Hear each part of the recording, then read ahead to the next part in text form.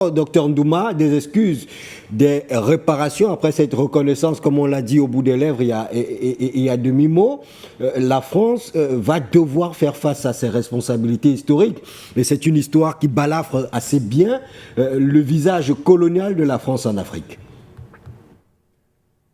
Oui, je pense que l'histoire a ceci de particulier qu'elle est têtue. On ne peut pas l'effacer. On peut essayer de masquer un certain nombre d'aspects. On ne peut pas l'effacer. Et nous avons suffisamment fustigé ce massacre-là, surtout qu'on ne peut pas comprendre que vous apportiez votre assistance à quelqu'un, que vous l'enleviez du joug, on peut dire d'un impérialiste dans le temps, et qu'en retour, pour dire merci, il vous assassine. Ça ne se comprend pas, mais quand on a compris tout ce que les impérialistes font contre les Africains, on peut aussi ne pas être surpris de ce type de comportement. Regardez un peu comment les différents chefs d'État qui avaient été adoubés par la France, n'est-ce pas, dans l'histoire, depuis les indépendances, comment ils sont partis du pouvoir. La France, après les avoir essorés, après les avoir suffisamment sucés, exploités, les a jetés chaque fois comme un torchon. Donc, c'est pas surprenant, mais c'est malheureux. C'est malheureux du point de vue de l'Africain que nous sommes.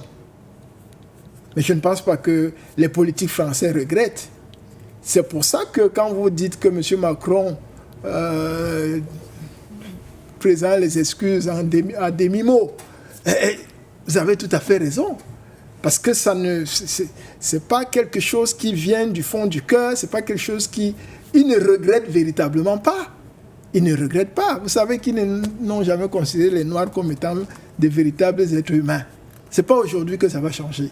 Ce que nous devons faire, nous, les Africains, fiers de l'être, c'est d'abord de mettre dans tous nos programmes d'enseignement cette vraie histoire de l'Afrique. Que nos enfants, nos arrière-petits-enfants, tous apprennent la vraie histoire de l'Afrique et qu'ils sachent ce que les impérialistes, les esclavagistes ont fait contre les Noirs que nous sommes. C'est très important parce que vous savez que les programmes d'enseignement aujourd'hui, pour la plupart, sont encore ceux qui ont été dictés par le colon. Donc, l'éducation étant la clé de l'avenir d'un pays, d'un continent comme l'Afrique, c'est de balayer toutes ces saletés, tous ces mensonges qui ont été mis dans les programmes d'enseignement pour masquer la vraie histoire, pour enseigner le mensonge aux Africains et les imbéciliser. Ça, c'est la première chose. La deuxième chose, c'est que dans la démarche de la recherche de la souveraineté et de son exercice, que nous arrivions à mettre en place des institutions qui vont interpeller les pays comme la France de pouvoir répondre de leurs actes. Des institutions judiciaires. Des institutions judiciaires dignes de ce nom, dotées d'un pouvoir légitime, qui vont amener, contraindre des pays comme la France à répondre de leurs actes et à indemniser. Parce que vous savez que beaucoup de familles bourgeoises aujourd'hui en France ont bénéficié du fait qu'elles ont été des esclavagistes pendant la période esclave. Et quand on a mis fin à l'esclavage, parce que les esclaves étaient comme... c'était une main-d'œuvre. Ils avaient considéré que les esclaves c'était une main-d'œuvre, ça faisait partie... C'était un capital. C'était un capital. Et la perte de ce capital a induit, dans l'esprit législatif de l'époque, des réparations financières. Tout à fait. Des dédommagements. Mais des sommes faramineuses qui ont fait que jusqu'aujourd'hui, il y a des familles qui sont des familles très riches en France. Des fortunes qui se sont constituées. Des fortunes qui se sont constituées grâce à ces indemnisations. Mais vous vous rendez compte ? Et l'esclavage qui est en train d'être reconnu comme étant un crime contre l'humanité. Vous voyez ? Donc, s'ils l'ont fait parce que ces colons-là, ces esclavagistes-là, c'était des Blancs, ils auraient pu aussi dire que bon, si on reconnaît que ceux qu'ils ont appelés les tirailleurs ont été massacrés à tort, mais on doit au moins indemniser leur descendance.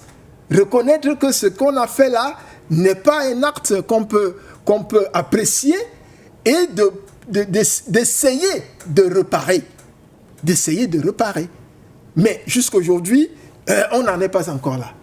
Nous n'allons pas nous arrêter, on va continuer de creuser, de pousser jusqu'à ce que la France et tous les pays qui peuvent se retrouver dans des situations comme celle-là puissent répondre de leurs actes. Ça, c'est très important. Et donc, ça ne peut venir que de l'initiative du leadership africain. Il faut que nos différents chefs d'État sachent que ce soit la France ou un autre pays impérialiste, on ne va jamais faire des cadeaux à l'Afrique. La souveraineté, elle doit s'arracher. Comme le pouvoir doit s'arracher. Notre liberté, nous devons l'arracher. Vous voyez le travail que vous abattez en tant que média panafricain. Mais c'est grâce à tout ça que nous avons les résultats que nous voyons aujourd'hui et que nous célébrons progressivement. Ce n'est pas des cadeaux, M. Marga. Donc, on va rester dans cette dynamique-là et inviter nos différents chefs d'État, pour ceux qui n'ont toujours pas compris, comme en Côte d'Ivoire, n'est-ce pas, qu'ils sachent que le chien ne change pas sa façon de s'asseoir. Le moment venu, il risque d'avoir le même sort que ceux qui ont servi ces impérialistes par le passé. Et au moment où on a estimé qu'ils n'avaient plus aucun rôle à jouer, mais on les a jetés comme un chiffon. Donc, cela, heureusement, c'est la minorité. Nous voyons davantage des chefs d'État africains qui s'assument, qui veulent assumer le fait que le leadership qu'ils portent est un leadership populaire et que nous attendons des actes bien précis, d'où l'appréciation de l'AES qui est pour nous l'embryon de la grande unité africaine. Si le Tchad rejoint l'AES, d'autres pays vont suivre et véritablement dans ce cadre-là, nous allons servir d'exemple pour exercer la souveraineté des pays africains.